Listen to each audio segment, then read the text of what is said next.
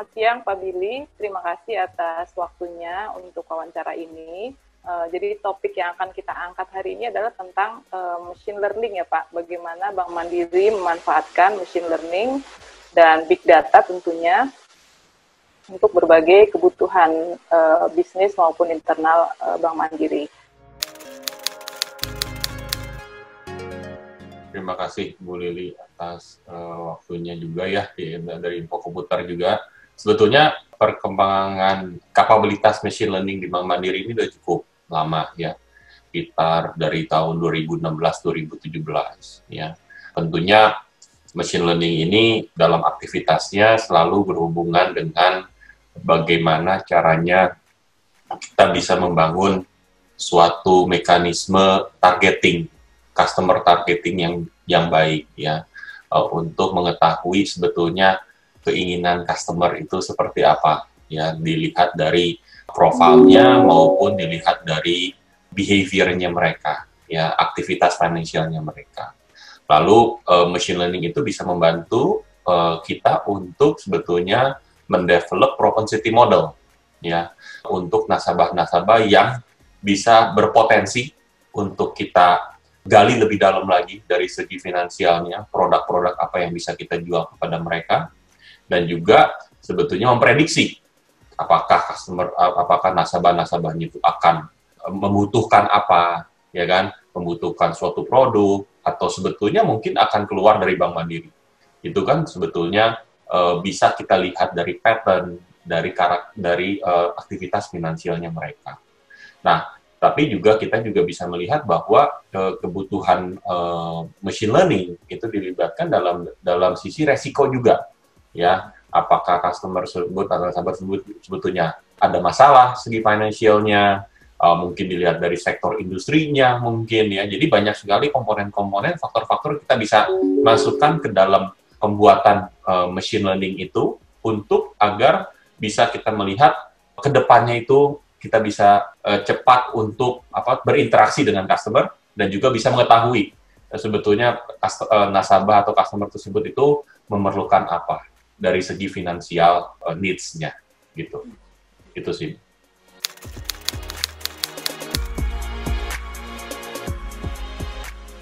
Machine learning bisa kita masukkan ke dalam part dari analytics ya.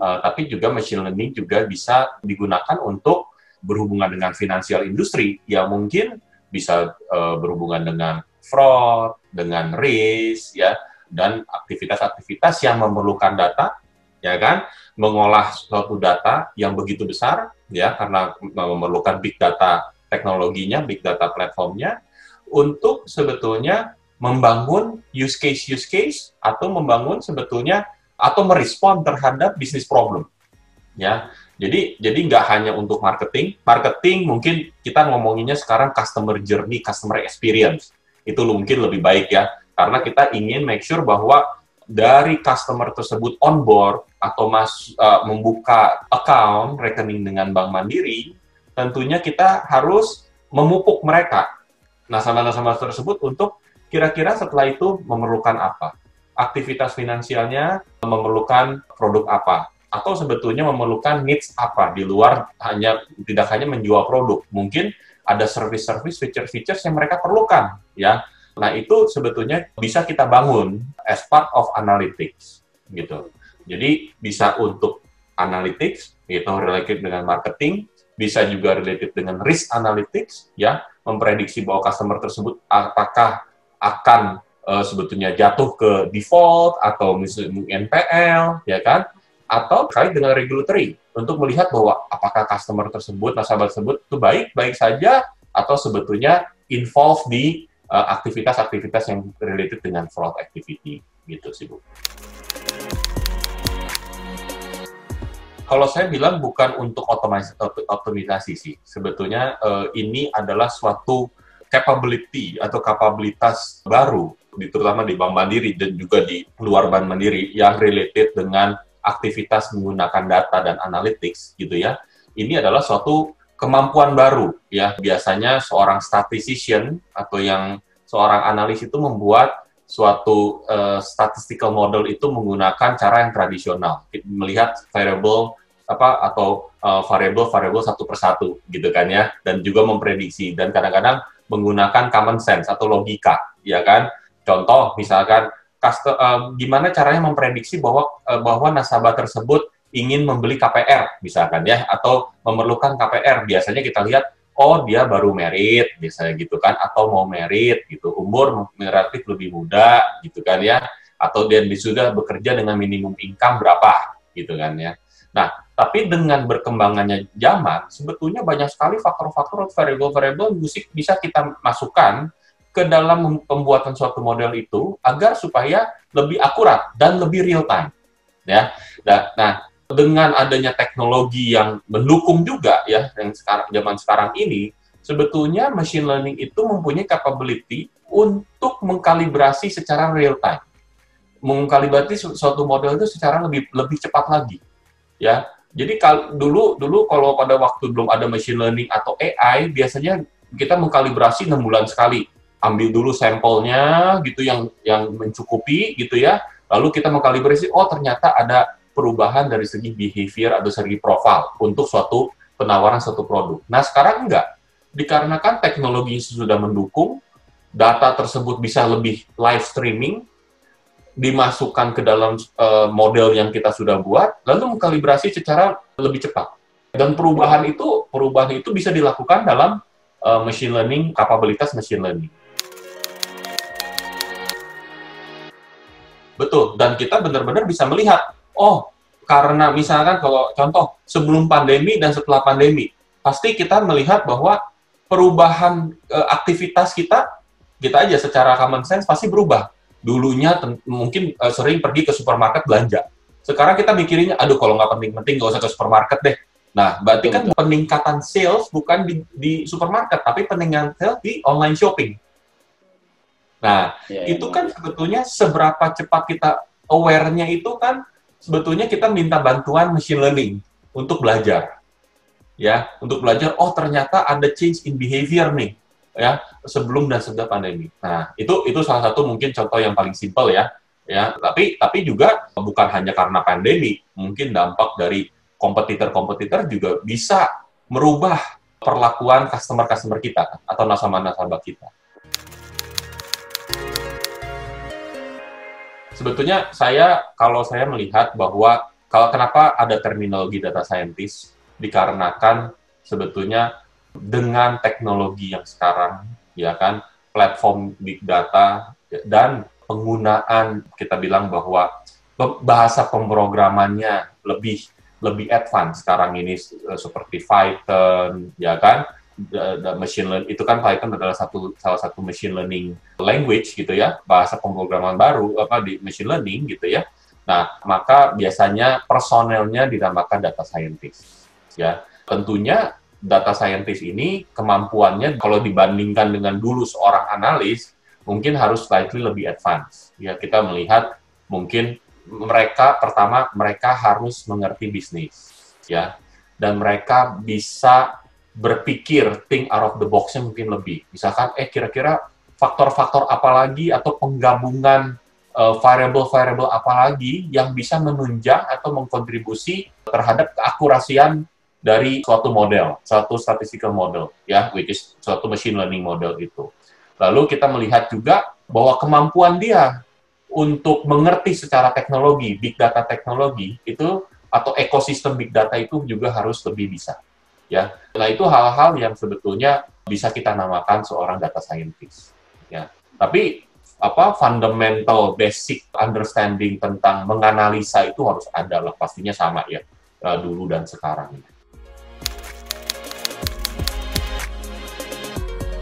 Sebetulnya tantangan paling besar adalah bagaimana hasil analisa kita atau hasil machine learning ini bisa berkontribusi terhadap bisnis. Ya, mungkin dua yang paling besarnya adalah bagaimana meningkatkan profitability atau revenue buat bank ini, sama bagaimana caranya membantu manajemen untuk membuat decision yang lebih cepat lagi dengan melihat tentunya capability data analytics, terutama menggunakan machine learning.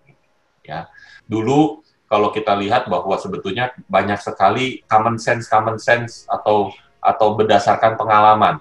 Nah, sekarang dengan berjalannya waktu, kita lebih shifting bagaimana cara kita itu membuat decision atau meningkatkan revenue itu berdasarkan data. Ya. Nah, tapi tentunya terus ada bagaimana caranya kita bisa menuju ke sana, ya kan? Dari segi mungkin kita melakukan test and learning, mengetes dan belajar, dan juga sebetulnya bagaimana caranya terus kita bisa mengimprove secara lebih cepat hasil analisa yang kita sudah buat untuk tentunya untuk meningkatkan revenue yang untuk bank ini, gitu kan ya. Jadi bisa terhadap bisnis prosesnya juga, ya bagaimana caranya kita bisa masukkan machine learning capability itu ke terhadap bisnis proses, dan lalu menjadi hasilnya adalah improving decision yang lebih cepat dan akurat, ya kan? Karena kan, karena perubahan dari segi aktivitas finansial customer, bisa strategi kita ke depan bisa berubah, ya kan? Nah, itu bagaimana caranya kita bisa menunjukkan menggunakan machine learning capability kita. Lalu yang ketiga, menurunkan resiko, tentunya bagaimana machine learning ini bisa membuat suatu prediksi bahwa ada beberapa nasabah-nasabah yang kemungkinan akan bermasalah, gitu kan? Dan kita bisa bantu bagaimana caranya supaya tidak bermasalah lebih dalam lagi, ya. Nah, lalu yang terakhir adalah sebetulnya operasional aktivitas kita, mengefisiensikan operasional aktivitas kita, ya. Bagaimana caranya menggunakan machine learning ini bisa membantu secara operasional. Operasional adalah terkait dengan mungkin bagaimana caranya mengoptimalkan, ya kan, mengoptimalkan frontliner kita, ya kan. Biasanya kita punya 10 orang leads-nya, gitu kan, tapi semuanya nggak mungkin, kualitasnya nggak baik, ya. Misalkan customer tersebut misalkan tidak sesuai dengan profilnya untuk ditawarkan suatu produk. Kita lebih sedikit leads-nya, tapi lebih response rate-nya atau take-up rate-nya atau responsnya terhadap leads tersebut lebih tinggi lagi. Nah, itu tuh yang bagaimana caranya kita bisa membantu bisnis atau bagaimana cara meyakinkan bisnis bahwa machine learning capability ini ada sesuatu yang sangat bermanfaat bagi perusahaan.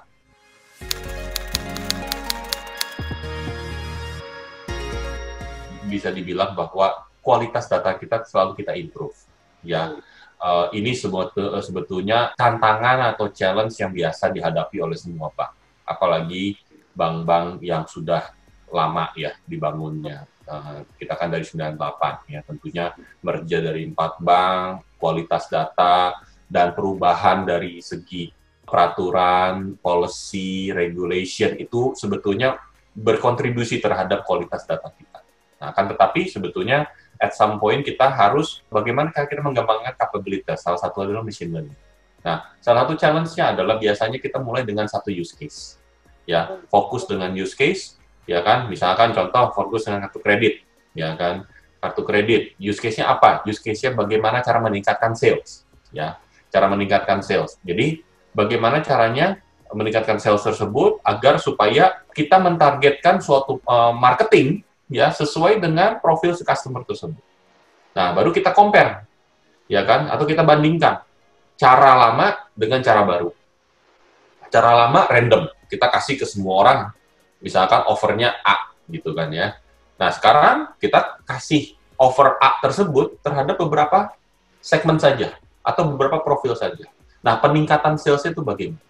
Nah, itu biasanya salah satu hal yang pertama kita harus lakukan adalah use case-nya itu apa? Tentunya use case-nya nggak bisa sembarangan, tergantung dari strategi bank atau strategi perusahaan ini ke depannya tuh apa ya, gitu kan? Apa yang mau ditingkatkan? Misalkan apakah bisnis kartu kreditnya, atau bisnis funding-nya, atau bisnis wholesale-nya. Nah, lalu apanya? Bagian apanya? Bagian sales-nya, jumlah nasabahnya harus ditingkatkan. Nah, itu tuh hal tersebut itu bisa menjadi suatu option untuk kita bisa memilih use case-nya yang harus diimplementasikan apa. Biasanya kombinasi antara ketersediaan data dengan manajemen atau dengan bisnis unit. Atau biasanya kita memfokuskan pada tahun itu adalah bisnis apa. Nah, kita menyesuaikan itu. Biasanya kalau kita mau lihat big data dan machine learning ini biasanya bisnis retail ya. Karena kalau bisnis wholesale kan lebih ke relationship management, bukan secara mengolah data yang begitu besar, ya kan? Nah, itu biasanya ya, tapi tergantung kembali kepada bank, kepada perusahaan masing-masing.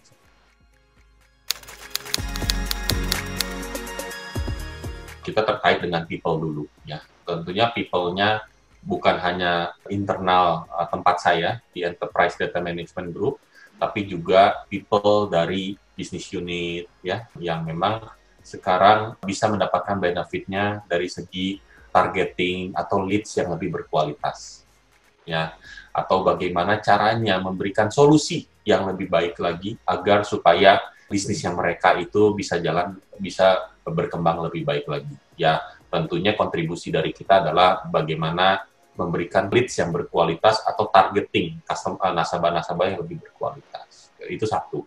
Lalu kedua juga people di kita di Enterprise Data Management dari segi mengolah suatu analisa itu juga sebetulnya sekarang lebih baik lagi, gitu kan?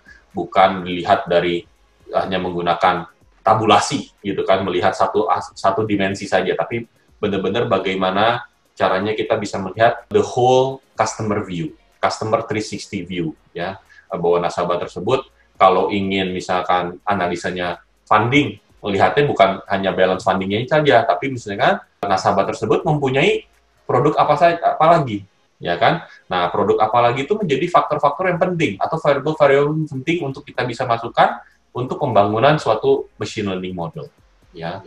Nah, tentunya dan terakhir adalah sebetulnya lebih efisien dan lebih produktif, ya, cara kita bekerja menggunakan machine learning ini kan lebih cepat, ya, dan karena machine learning biasanya juga open source, ya kan, jadi banyak community yang bisa melakukan sharing bagaimana caranya mengembangkan capability kita atau knowledge kita terkait dengan machine learning. Fraud prevention sebetulnya ini tergantung dari use case juga, ya. Kalau kita dinamakan use case, karena kalau fraud prevention kita bilang bahwa bagaimana caranya kita bisa melihat aktivitas nasabah tersebut apakah related dengan fraud activity atau bukan, ya. Nah, biasanya fraud itu bisa dilihat dari aktivitas rekeningnya, ya. Berapa kali mereka transfer, berapa kali ada incoming transfer, outgoing transfer, ke siapa profilnya, ya kan? Atau mungkin nama-nama nasabahnya yang teridentify, apakah masuk list yang mungkin terkait dengan fraud sebelumnya juga, ya kan? Jadi anomali-anomali tersebut bisa kita coba prediksikan atau bisa kita coba identify melalui machine learning capability kita sih. Tentunya terus harus melakukan test and learn karena fraud lebih kompleks, ya. Karena kan itu modus operandinya itu lebih kompleks lagi kan, ya. Kita nggak melihat kalau kita compare dengan cara kita melakukan marketing itu jauh berbeda sih. Kalau fraud itu justru pembelajarannya harus lebih sering dan harusnya lebih cepat dan lebih fokus, ya. Kalau secara angka saya nggak tahu persis, Bu. Kalau memang misalnya mau dibutuhkan nanti saya kan bisa get back ke Ibu kira-kiranya berapa. Cuman kalau saya bilang misalnya secara NPL, secara benar-benar angka bersihnya, saya rasa saya tidak bisa sampaikan. Dikarenakan sebetulnya ada banyak faktornya kan, Bu. Jadi mestinya nggak semua itu, karena kita itu middle office, tentunya harus ada front office-nya yang benar-benar bisa mensupport kita dalam mengeksekusi suatu rekomendasi yang kita buat. Yang pertama, pastinya kita harus meng-hire personal-personal yang berkualitas, ya, kandidat-kandidat yang berkualitas. Banyak sekali kandidat-kandidat yang mengatakan bahwa saya seorang data scientist. Sebetulnya apa sih seorang data scientist? Ya, saya melihat ada 4 hal seorang data scientist. Secara kemampuan tentunya dia harus aware big data teknologi dan big data ekosistemnya, ya. Dan kedua adalah kemampuan capability programming language-nya atau bahasa pemrogramannya harus bisa mengerti betul bahasa pemrograman yang related dengan AI, artificial intelligence atau machine learning itu. Ketiga, sebetulnya mengerti bagaimana caranya bisa menyesuaikan metodologinya atau misalkan framework dari analisanya itu sesuai dengan bagaimana caranya respons terhadap business problem, ya. Karena beda-beda tuh, ada mungkin menggunakan segmentasi aja udah cukup, ada yang perlu mungkin modeling yang begitu sophisticated gitu kan, lebih sophisticated lagi. Jadi itu harus bisa, caranya kita bisa memilih personel-personel yang seperti itu ya, bisa mengerti itu. Lalu kedua adalah tentunya data itu penting ya, untuk mengembangkan machine learning itu data itu penting. Tapi data apa sih yang dimaksud dengan data yang berkualitas? Data yang berkualitas itu kan bukan hanya secara akurat ya, tapi tentunya juga makin banyak datanya, makin bagus untuk kita bisa melihat atau menganalisa. Dan yang ketiga adalah single source of truth itu penting. Semua data itu terpusat ke dalam suatu tempat yang sama, ya, dan definisi dari data tersebut akurat dan sesuai, ya, dengan definisi arti dari setiap informasi yang ada di data tersebut, dan juga kalau bisa real time atau live gitu kan, live dalam arti ada gap berapa detik itu bisa terupdate terus. Dan yang terakhir support dari manajemen, Bu, karena sebetulnya support dari manajemen ini penting dikarenakan ini masih consider baru ya. Ya. Jadi, kemampuan seperti AI machine learning ini harus terus di-influence ke manajemen, agar supaya manajemen tuh aware bahwa kita bisa mengatasi suatu masalah atau merespon terhadap suatu masalah itu dengan cara baru. Bukan dengan cara pengalaman lagi, ya kan? Tapi dengan melihat data, dan kita bisa terus melakukan pembelajaran terhadap data tersebut. Atau hal-hal yang kita bisa harus test and fail itu lebih cepat. Ya kan, terutama di financial industry. Nah, itu challenge terbesar sebetulnya, Bu. Kalau kita compare dengan fintech ya, kalau fintech test and learn-nya cepat sekali, dan mereka memang dilatih untuk begitu. Tapi kalau bank kan kita lihat dulu, waduh, revenue break even-nya berapa lama, ya kan? Apakah revenue-nya sama expense-nya dua agen satu atau enggak gitu kan? Ini hal seperti itu tuh yang kadang-kadang menjadi challenge terhadap bank. Tapi ya memang kita terus butuh pelajaran, makanya use case penting, pilot project mungkin penting, piloting ya, menggunakan piloting, kita bisa benar-benar melakukan komparasi yang sangat fair, ya.